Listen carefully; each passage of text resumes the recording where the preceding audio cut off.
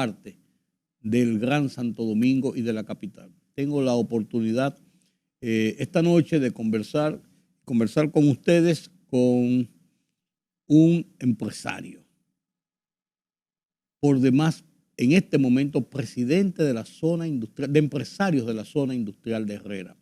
Y yo quisiera retrotraerme y conversar con Eury Andújar sobre cómo ha sido este desarrollo, qué perspectiva tiene, hacia dónde va esa zona industrial que yo veía tan lejos y que ahora es el centro prácticamente, el borde del polígono central, diría yo, porque al polígono central le llamamos a Piantini y Naco. ¿Entiendes? El polígono central usted divide y calcula, es el polígono central de verdad, parte del polígono central.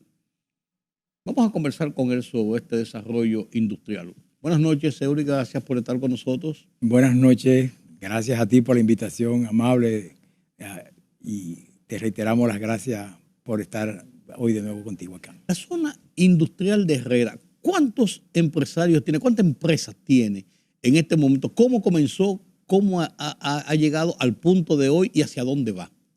En la zona industrial de Herrera, como tú bien sabes, pues nació alrededor del año 70. Bajo la ley aquellas de incentivo del 69. Esa vino después. Vino después. Se vino después, sí. Comenzó básicamente con empresarios jóvenes que tenían la necesidad de instalar industrias y se consiguió unas facilidades que en ese momento pues se buscaba lo que era el desarrollo industrial del país, y en diferentes actividades comenzaron ahí Turul, Luis Sánchez Noble, que fueron de los pioneros. También en ese momento también estaba César Nicolás Penso, Manuel Cabrera, claro. O sea, un sinnúmero de empresarios, visionarios sobre todo, que con la idea de empezar a hacer productos para sustituir importación. En un principio, aquí todo era importado. ¿Y qué principalmente fue, hacia dónde se dirigió, o era diversificado totalmente? No, era diversificado. Ahí habían industria de plástico, industria de cosméticos, industria de alimentos, ahí habían imprentas, ahí había farmacéutica, o sea, pinturas. Había de todo. Había de todo prácticamente, comenzó de todo. Incluso talleres industriales de metalmecánica, o sea, prácticamente todo lo que se necesitaba para impulsar un desarrollo industrial nació ahí en Herrera. Se desarrolló más aún con la ley de incentivo industrial de sustitución de importaciones que llegó alrededor del año 72, 73. Y entonces, que por cierto, estos incentivos hizo que Herrera creciera exponencialmente.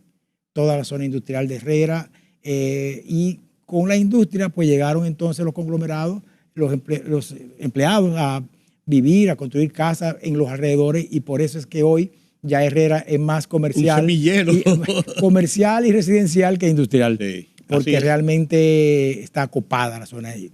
Muy, muy poblada. ¿Qué cantidad de empresas tiene hoy la zona industrial? No, bueno, yo no te podría precisar la cantidad de empresas porque todos los días nace una y se transforma en otra, porque muchas de estas empresas se han tenido que salir de Herrera porque ya, por ejemplo, sus naves se resultaron pequeñas y no tienen ampliación, entonces o se han mudado o han ampliado sucursales, por ejemplo, en otras áreas, con otra planta de producción o otra línea de producción, lo sacan de Herrera.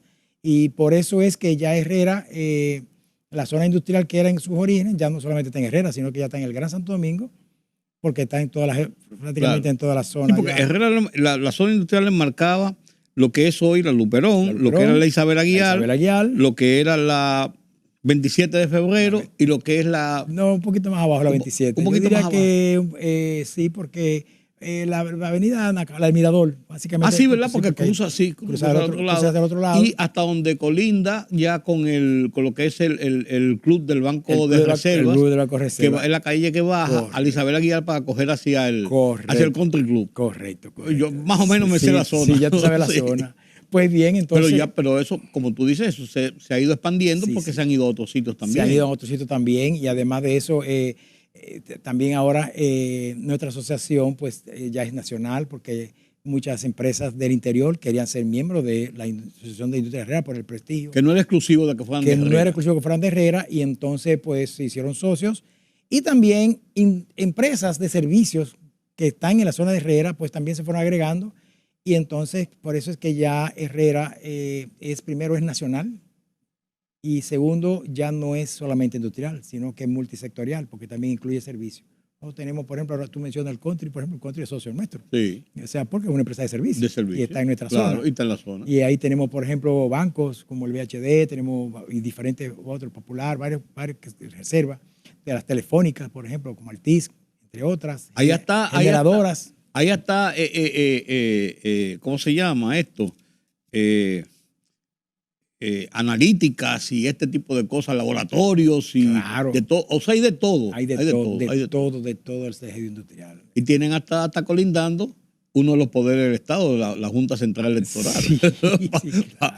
para ponerlo dentro de ese contexto. Claro que sí, claro que pues sí. Mira, Eury, el desarrollo industrial ha avanzado mucho, lógicamente. República Dominicana, que comenzó en una etapa de salir de la dictadura y comenzar a conformar lo que era una estructura empresarial privada, porque todo estaba bajo el régimen, y es un régimen muy especial, por así decirlo, sin entrar en los detalles, donde concentraba todo el poder industrial y de todo en el país.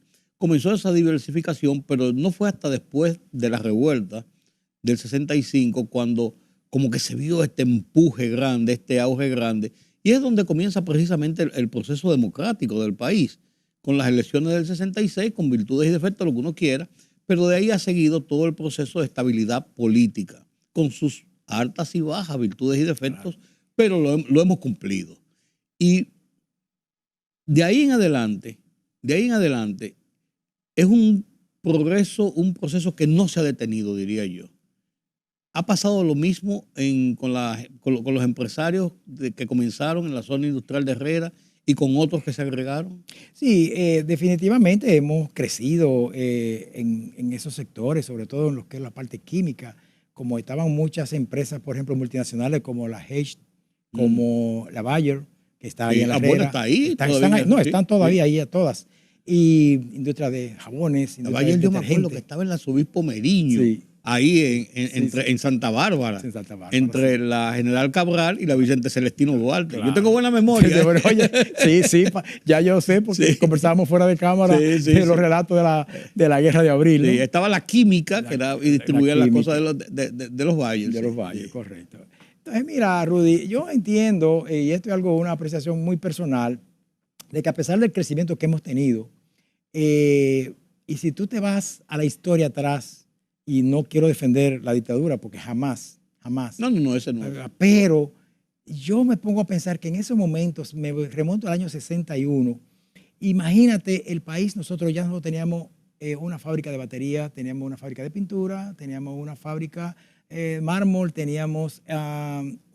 hasta la industria de la aguja. Industria del agua. Nosotros teníamos telares. Los Gadara María que vinieron, telares. Claro, telares. Nosotros teníamos una cantidad y hasta una industria de armas. Ahí te iba a llevar yo. Fabricamos ametralladora, escopeta y revólver. Sí. El revólver Enriquillo y la Cristóbal, ¿verdad? Claro, entonces, estamos hablando que sin el 50 y no sé cuánto, nosotros tenemos esa tecnología. Y países como Vietnam, países como Corea, todos esos países, los tigres asiáticos, que hoy son los grandes. Que hoy son los grandes, nosotros estábamos superiores a todos ellos. Sí. Entonces, ¿qué pasó? ¿Por qué nosotros no somos hoy Taiwán o no somos hoy Singapur, por ejemplo? ¿Por qué? ¿Por qué? Pues esa es la pregunta que yo me hago también. Sí. ¿Por qué no lo somos? Deberíamos ser ya hoy, y si no estamos tan lejos, pero realmente yo entiendo que comienza un problema cultural. Sí, Hay un problema realmente de lo que es una visión de Estado que tuvieron esos países, sobre todo con Chiang Kai-shek, ¿verdad? Y después la guerra también los obligó. La guerra también cambió todo. Pero yo entendí, el dique de Félix Benítez, ahí se reparaban barcos. Y ahí se fabricaban barcazas y cosas. Eso hoy debíamos estar haciendo primero armas y exportando, revólver, escopete, aunque no competamos con la GLO, pero pudiéramos estar, esa fábrica, la tecnología que tenía esa armería. En esa época. Hoy debió ser una industria completamente diferente y con robótica y con todo esto. Nosotros tuviéramos otro nivel. Sí. Pero como era todo lo que era del Trujillo, todo eso había que desbaratarlo. Sí. Y realmente eso fue un retroceso grande. Porque todo lo que representa eso se destruyó. O sea, estamos hablando que si el dique de Félix Benítez estuviera reparando yates, esos turistas no, esos millonarios que vienen a casa de campo con su yate, a lo mejor le queda un mantenimiento, Sí, se van a su yate y viene el capitán, lo llega acá y lo repara. Eso deberíamos estar haciendo hoy en día. Así es. Y lo que es un deshuesadero Un de deshuesadero de barcos viejos. barco viejo. Y pudiera estar fabricándose ya lancha, yola, y se puede exportar. O sea, quizás de lo único, pienso yo, Eury, así pensando en lo que tú estás relatando, quizás una de las empresas que más sobrevivió en ese momento de la época fue lo que es la Sociedad Industrial Dominicana hoy, claro. que se mantuvo y tenía inversiones de la dictadura, pero el sector privado asumió gran parte de eso y lo continuó y lo aumentó. Y fíjate lo que es hoy esa empresa, lo que se convirtió hoy, porque se mantuvo. Imagínate que eso hubiese, los japoneses tienen un término que a mí me encanta usarlo, en una certificación que yo hice de calidad, se llama yokoten. Yokoten es, tú tienes un proceso, tú lo mejoras, lo pones lo mejor que tú puedes y después tú lo replicas. Ese proceso de replicar eso es un yokoten. Y eso debió hacerse, lo que se hizo con la Sociedad Industrial Dominicana, debió repetirse en todas las otras empresas. Y hoy fuera, quizás, no fuéramos Taiwán, pero quizás podíamos ser Vietnam. Bueno, ahí producíamos aceite y ahora importamos todo el aceite casi que consumimos. ¿Verdad que si yo me acuerdo del aceite de maní? Claro, el manicero. Claro. Y el aceite que más se vendía en este país. Claro. Sí. Pero con todo y eso, la zona industrial de Herrera se ha mantenido dentro de los parques industriales y las zonas industriales, siendo un conglomerado de producción importante y trascendente del país. Importante. Yo creo que uno de los más consolidados. Tenemos alrededor de 50,000 empleados nosotros. Eso fue la última estadística que nosotros recaudamos. Y realmente, si tú te pones empleado directo. Empleado directo, claro, empleado directo. Estamos hablando que todo este conglomerado de empresas que hoy siguen creciendo y se están multiplicando, porque ya están prácticamente en toda la geografía nacional, en el kilómetro yo no sé cuánto. Todo eso que de la carretera Duarte, hasta yo no sé dónde, eso está lleno de industrias que vienen de Herrera, muchas de ellas. Que los otros días fui yo al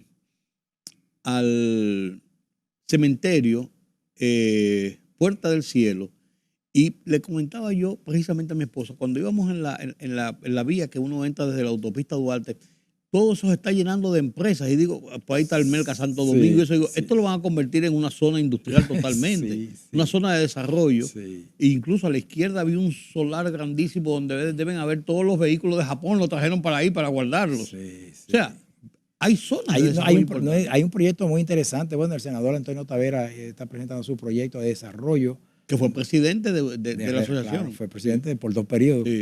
Y el proyecto que él tiene de desarrollo realmente se contempla y es parte de la preocupación del gobierno de recuperar muchos de esos títulos que están en manos, muchos de esos, para poder preservarlo y hacer una parte turística, una parte industrial, una parte residencial, para que no se llene y no se rabalice y se vengan las invasiones de terreno de nuevo. Ya se están recuperando los títulos. Hay un proyecto muy interesante y va muy avanzado, sobre todo para ampliación de la parte industrial. Sí, porque la zona de expansión de la ciudad ya es hacia ahí. Sí, hacia allá.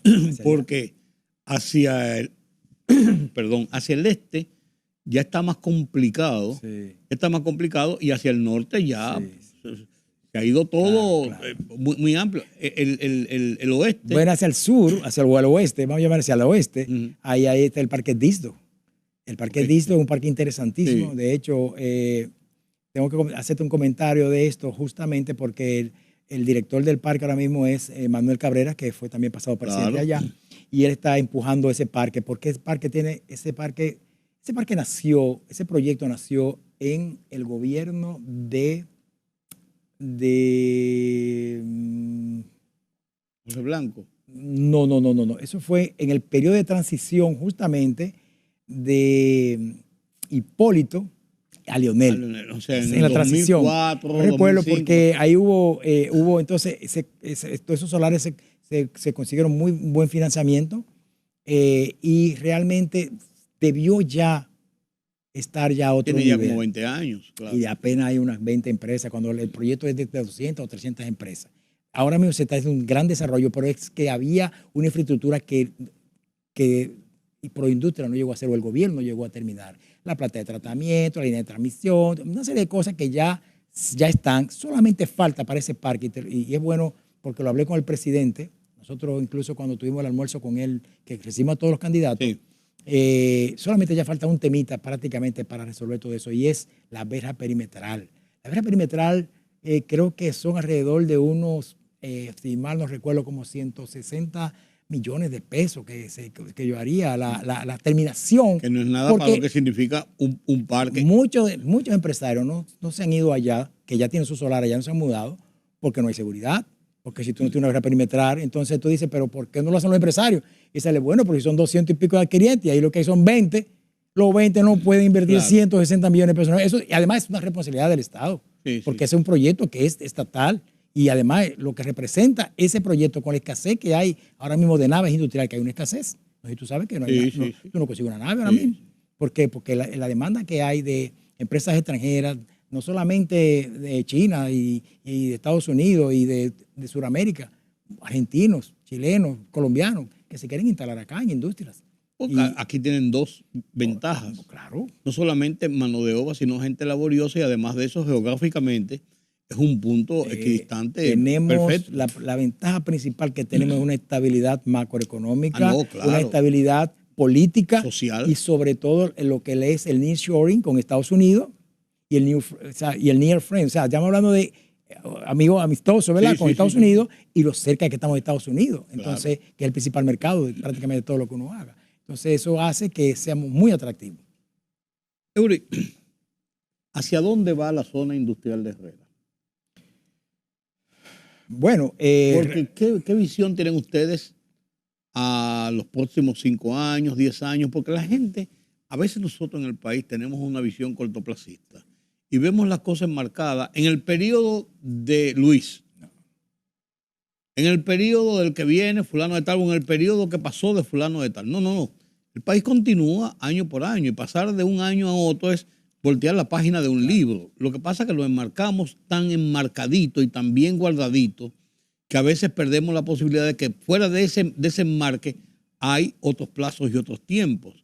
¿Hacia dónde va entonces la idea, las perspectivas, la visión de desarrollo de una zona como la zona industrial de Herrera?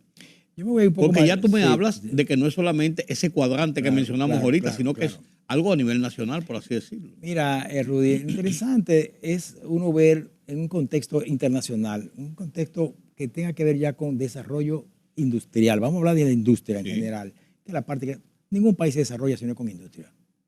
Tú puedes tener turismo, te puede ir muy bien, pero para que sea todos los países que se han desarrollado, y buscamos los ejemplos. Producción industrial.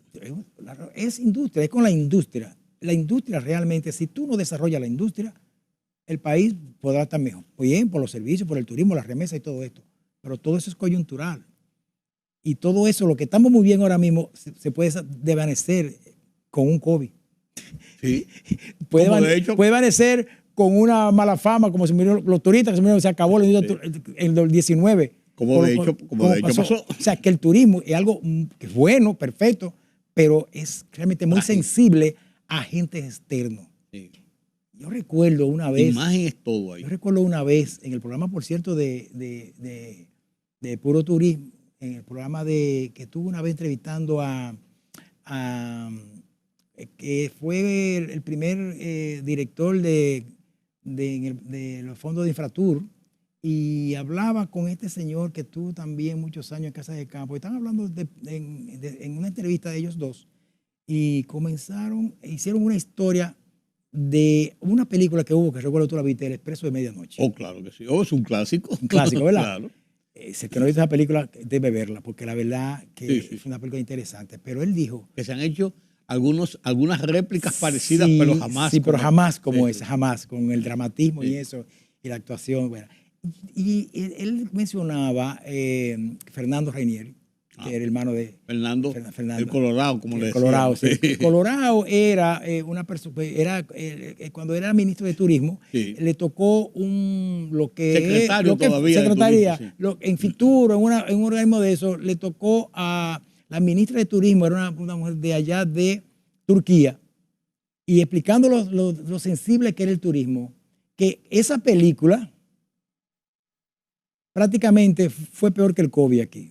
El turismo en Turquía cayó en más de un 90%.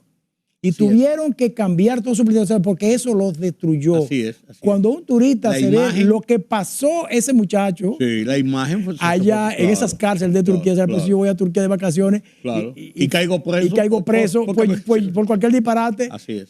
Y fíjate, quiero traerte esto para que veamos cómo, en un contexto de lo sensible que es el turismo, por un romito adulterado. Lo del 19. Lo del 2019. Claro. Mira, como una película que fueron hechos reales, quizá un poquito ampliados, pero fue real lo que pasó, fue un hecho real. Claro. Y igual que la muerte de los turistas, que fue real, que fue con alcohol, un argentino, que ese muchacho, una excursión. O sea, eso, fíjate, es muy sensible, por tanto, hay que cuidar mucho eso. Entonces, la parte industrial es una parte que cuando tú desarrollas y tú logras un producto que de clase mundial, pues tú tienes más estabilidad. Tus ventas son más estables, pero obviamente para eso requiere ya tecnología, que nosotros no tenemos. Estamos haciendo los pioneros. Nosotros tenemos ya que estar con robótica. Tenemos que estar en lo que es la industria 4.0. Sí. Tenemos que pensar en que los muchachos, en vez de Infotel, yo entiendo que ya está comenzando, pero todavía le falta mucho. Si hace falta recursos, hay que buscar recursos. ¿Para qué? Para esos muchachos de esos barrios le empiecen a dar lo que es clase de robótica. E incluso hay unos paqueticos que se llaman los muchachos. Yo creo que un sobrino mío hizo un proyecto en el colegio con un robot que hizo varias cosas. Un Arduino, que es un sistemita que se va comprando con $100 y tú vas comprando todos los componentes, todos los sensores y tú vas armando y vas aprendiendo. Ya que eso debería ser parte de la educación normal en un liceo, en una escuela pública, que en eso un colegio. Cierra la brecha. Porque la brecha se expande mucho y muy rápido. Si los de clase media, media alta y alta tienen acceso a esa tecnología y los de bajo no, la brecha se expande. Siempre va a ser. Y siempre hay que buscar la forma de cerrar esa brecha. Y déjame decirte, las zonas francas, fantástico, estamos en las zonas francas, pero la proyección de zona franca es que esos 15 o 20 años desaparezcan. ¿Por qué? Porque toda esa costura, toda esa cosa que estamos haciendo, lo van a hacer los robots. Sí.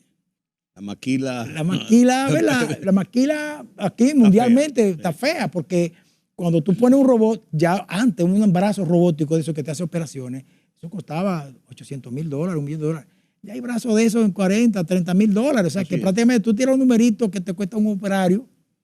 Y si tú automatizas eso, primero, no se equivoca. Segundo, no se enferma. Tercero, ya tú sabes, no voy a hablar de salario y cosas de eso y prestaciones y todo eso. O sea, contra eso que hay que ver. Y ahora, ¿qué tiene que hacer? Empleo de calidad. El que sepa programar ese robot.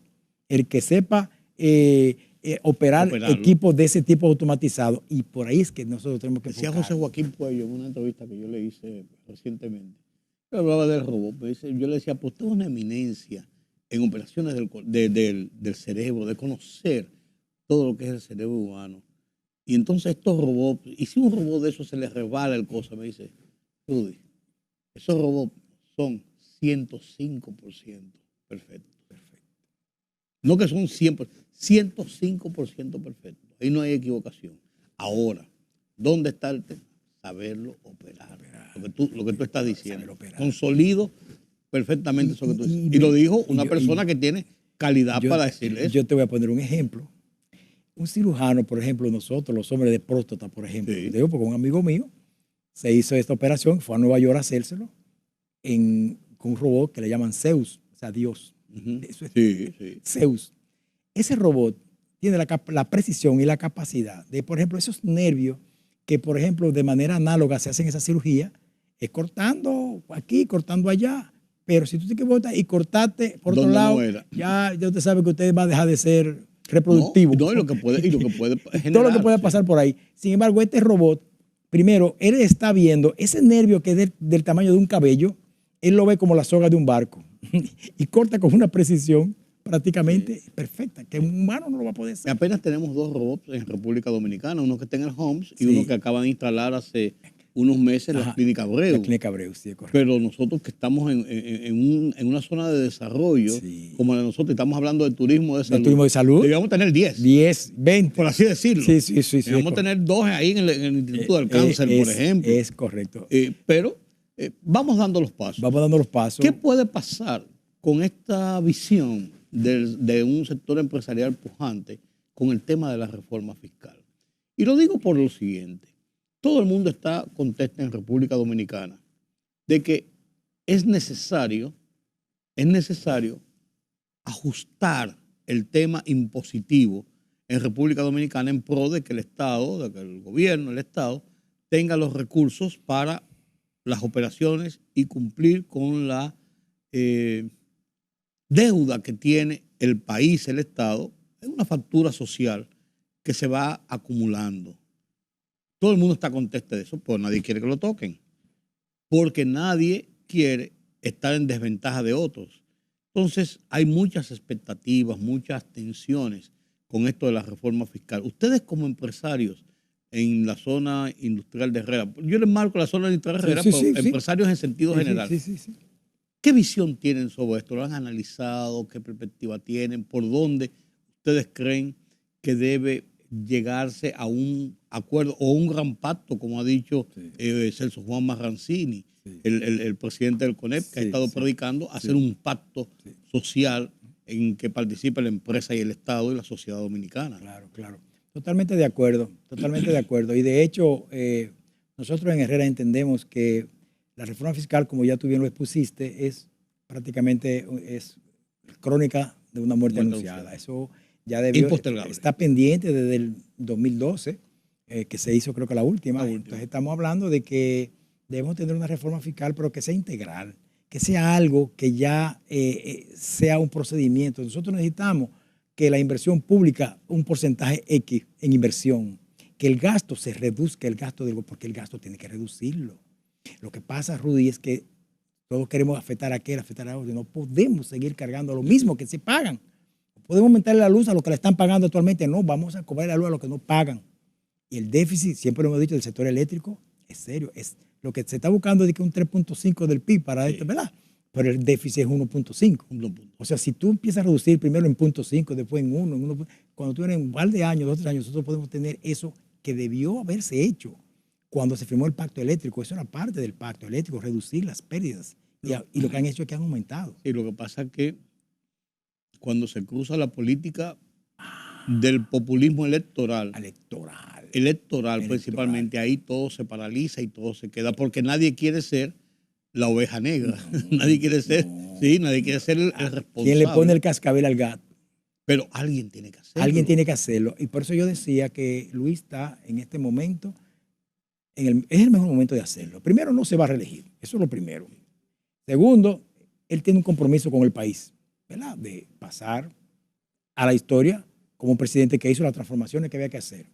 Que tenga que pagar el costo político que eso representa, porque tiene un costo político, lo sabemos. Porque aquí él tiene un grado de popularidad que lo puede ayudar a compensar esa parte. Y sobre todo explicado claramente por qué y qué va a pasar con esto, dónde vamos como país. O sea, entendemos nosotros que ese gran pacto social, como bien lo dijo Celso Juan, es un pacto importante, necesario, y entendemos que si el gobierno da el ejemplo primero, comienza a hacer un proyecto como lo anunció en el almuerzo que tuvimos cuando era con los candidatos que hicimos. Con nosotros, él nos dijo que iba a reducir 8 ministerios, se iban a eliminar. Entonces, eso debe ser una realidad, comenzar a reducir ministerios, comenzar a reducir la nómina del que no hace nada. El que está trabajando y hace perfecto, pero sabemos que en el gobierno pasado, pues muchos de esos empleos que estaban ahí están blindados porque ya están en la carrera administrativa y ya no lo pueden cancelar, a menos que haya una. Pero el que no está trabajando, el que no está haciendo una labor, hay mecanismos para cancelarlo. Tiene que eliminarse eso. Entonces ellos están nombrando personas porque no han podido poner su gente. Esa es la realidad. El achicamiento del Estado es un problema serio aquí. Porque si tú no tienes fuentes de trabajo fuera del Estado, que es el principal empleador, entonces tú estarías contribuyendo a aumentar el tema del desempleo, que es una de las metas del gobierno, reducirlo. O sea, tiene que tener una alternativa. Es como una rueda. Sí, pero perfecto. Qué bueno que lo mencionas. ¿Esa alternativa cuál es? Incentivar nueva empresa, nuevo emprendimiento, nuevo que no haya tanta traba. Mira, nosotros, como estamos de manera coloquial, nosotros en un fuera de cámara, estaba entrevistando en un programa la semana pasada, yo decía que lo de la reforma fiscal debe ser con una canción que con Joaquín Sabina, que se llama Noche de Boda. Oh, sí. Noche de Boda, ¿verdad? Excelente. A mí me gustó mucho y yo parafraseé algunas de esa poesía y yo saqué una que se aplica para la reforma fiscal. ¿Cuál es? Y es para reducir lo que son los informales, ¿verdad? Que están pagando, que estamos hablando que son 80% de las pymes que no pagan y nosotros queremos que las pymes paguen, ¿verdad? Entonces, para que las pymes paguen, dicen, lo primero que hay que hacer es que ser formal no salga tan caro y que los que evaden se mueran de miedo. ¿Te recuerdas? Pues, eso es lapidario, ese, sí, ¿verdad que sí? Que decía que los que matan se mueran de miedo y que ser valiente no salga tan caro. Entonces, que no salga tan caro tú estar formal, porque mientras eso sea, mientras no sea rentable, formalizarte, nadie se va a formalizar, sobre todo si no hay consecuencias. O sea, si tú no te mueres de miedo, como dices, porque tú estás informal, bueno, no estoy informal, yo tengo aquí, Pues tú dijiste una palabra clave ahorita. Tú decías, el presidente no se va a reelegir. Sí. El presidente tiene una misión, hizo el compromiso de hacer esto. Sí. Hay un costo político. Sí. Pero si él no tiene una ambición de continuar ¿qué es lo que pasa en el poder, uno. Y dos, su grado de popularidad está alto. Sí. Lo que él pueda sacrificar políticamente, en vez de disminuirlo, lo podría catapultar a ser más popular. Sobre todo que estamos en el primer año. Y entonces todavía tiene 3 años, 2 años para que nadie ni se acuerda de eso. Oye, no estamos siquiera en el primer año, no hemos comenzado. No hemos comenzado, exactamente. Ni siquiera hemos comenzado. Entonces, si hace la medida que tiene que tomar ahora, empezando los 3, 4, 6 meses, en el último año ya nadie sacó la reforma fiscal, ni cosas pero también es importante algo que tú dijiste, Uri, y también eso también es muy importante, y es el consenso. El consenso no se va a lograr, porque el consenso es el todo. Claro. Va a haber mucho más gente de oposición, opuesto, porque nadie quiere que le perjudiquen, entiende que le puede perjudicar, no puede ver que a más largo plazo podría ser de beneficio, pues bueno. Sí. Pero es necesario en esto negociarlo, conversarlo, discutirlo, explicarlo, y que la gente, la sociedad y la parte productiva de la nación lo asuma realmente con la confianza de que lo que se está haciendo es lo mejor para el futuro del país. Si así se llega a asumir, es lo que yo pienso, sí, correcto, si así se llega a asumir los sacrificios que hagan, la gente lo va a entender como una responsabilidad para el país. Para el país. Y no lo van a ver como un perjuicio para su negocio. Para su negocio, estamos de acuerdo. Sí. No, yo entiendo que realmente ahora mismo con todas las medidas que hay que tomar, porque tú tienes que, como dicen, coger y dejar. Jalar y soltar. Entonces, yo entiendo que en medidas, por duras que sean, realmente, si eliminamos o se reduce el gasto público en inversiones públicas que son necesarias, porque las inversiones públicas son las que desarrollan el país. Claro. La infraestructura, que se está haciendo mucho realmente, importante, sobre todo ahora con esta, hablamos de Herrera, ese paso de la Luperón con 27, eso va a ahorrar una cantidad de dinero tremenda. Claro. La misma de la Jacobo Magluta, el paso ahí en la de la República de Colombia, que vive por ahí, entonces no sabe lo que es eso. Eso es el dinero que se va a ahorrar el país, la calidad, el mejoramiento de la calidad de la gente que se desplaza su trabajo por ahí. Eso es inversión social tremenda. Un día dar un pésame al cementerio que está allá, al memorial. Al memorial. Y me voy temprano, entendiendo yo, yendo temprano, no voy a encontrar mucho taponamiento porque siempre oigo que hay mucho tapón por ahí. Y transité más o menos bien para llegar allá. Fui y di el pésame, pero para venir de allá para acá. Y llegué como a las 12 del día a mi casa. Y yo dije, pero no puede ser que haya un embudo en un sector que ha crecido tanto, haya un embudo de esa naturaleza, o por si hay una desgracia por ahí. ¿Cómo entran y salen la gente? ¿Cómo las ambulancias, los bomberos, qué sé yo?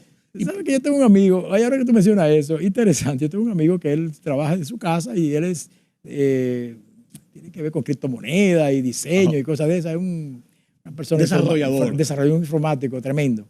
Y me dice él que tengo mucho que no lo veo, desapareció de repente. Digo yo, es que yo solamente bajo a la ciudad los jueves.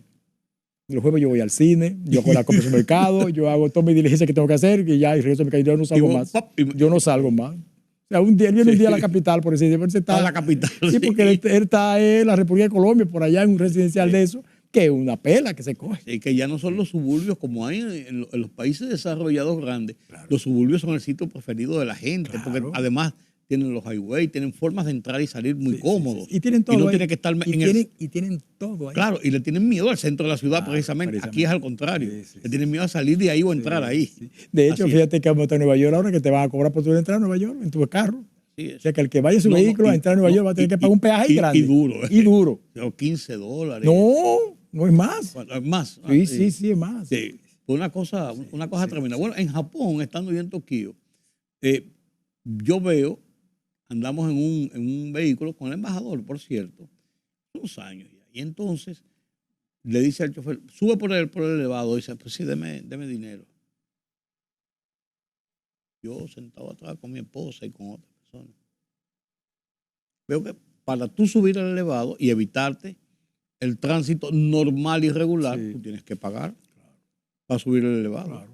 O sea, no es que te lo pusieron ahí, te lo pusieron los reyes. No. Tienes que pagar. Eso tiene un costo. Pero no te vaya tan lejos. Hay en Miami, la I-95. La I-95. La I-95 tiene un carril ahí que es la que paga peaje. El otro, tú al lado, cogiendo tapón, no paga nada. Y si coge el Turnpike, no, ahí sí es verdad que ahí es mejor tener el paso rápido y que te lo descuenten después en el carro rentado que tienes, porque si no, tienes que poner cada vez, es terrible. No es terrible. Pero aquí, la avenida de Circunvalación, mucha gente no la usa porque tiene 2 peajes. Sí. Además, no son peajes tan caros. No son pero y lo que costó hacer esa carretera. Óyeme. Para que te cobren 100 pesos el peaje, no. Si tú vienes de Samaná en una Semana Santa, y tú haces así, y yo, por ejemplo, lo que vivimos, por ejemplo, en Los Ríos, como el caso mío, que yo entro por ahí, doy la vuelta, que yo ratico yo estoy en mi casa. Sí, así es. ¿Cuánto cuesta eso? 100 pesos, por favor. Hasta 200. No, de que lo van a subir después. No, de que no de ideas. Gracias, Eury, por este conversatorio. Qué bueno, qué interesante. Gracias, Rudy. Conocer la visión de los empresarios sobre nuestro país, sobre nuestro desarrollo, sobre la necesidad de ser más proactivos y además de tener confianza en que este es un país que tiene todas las potencialidades y que tiene todos los buenos deseos de echar hacia adelante. Y no importa lo que digan algunos. Sí. Y aparte de eso, Rudy, para concluir, quería decirte que realmente como nos están viendo fuera de aquí. Por ejemplo, yo estuve en Colombia el año pasado en un seminario de calidad en el Incontec, que es un instituto de calidad regional de mucho prestigio. Y a mí se me acercaban muchos empresarios que estaban en ese proyecto a preguntarme del país, ¿pero qué están haciendo? ¿Cómo están haciendo? Porque ustedes sí están bien, pero qué país que se ve, o sea, impresionado con lo del país. O sea, digo, pero ¿de qué país que tú me estás hablando? Sí. Uno no se da cuenta. Tú no se da cuenta, pero cuando tú miras la realidad de otros países, esos numeritos que se expresan y todo eso que se ven es una realidad. Que haya una mala redistribución de la riqueza, que haya que hacer unas cuantas cosas, sí, pero la realidad no se puede esconder. Así es. Pues tú que mencionas así Colombia rápidamente, si uno es así, mira para atrás, si ves Centroamérica entero, si te subes a Venezuela, si pasas por Colombia, con todas sus virtudes y defectos, o si te vas a la zona andina, Ecuador, Perú, Bolivia, por Dios. ¿Cuántos presidentes lleva Perú entre 2 años? No, y Fujimori quiere ser candidato otra vez. Además. Por Dios. Gracias, amigos. Qué bueno que me han acompañado en este conversatorio. Yo creo que ha sido de mucho interés y de mucha información con Eury Andújar, que es el presidente de la Asociación de Empresarios de la Zona Industrial de Herrera. Una zona industrial que no está enmarcada en Herrera ni en el cuadrante de que le hablaba ahorita, sino que ya está a nivel nacional, además que representa uno de los potenciales de desarrollo de República Dominicana. Eric, te reitero las gracias, por haber dedicado este tiempo para mí y para mis televidentes. Gracias a ti, Rudy, de verdad, y mantenemos a tu disposición cuando necesites. Sí, que nos dio brega, pero lo conseguimos. Sí. Ustedes no conocen esa parte de la historia, ni se la voy a hacer. No se la hagan, no. Gracias por acompañarme. Nos vemos en la próxima. Yo soy Rudy González. Pasen un feliz resto de la noche.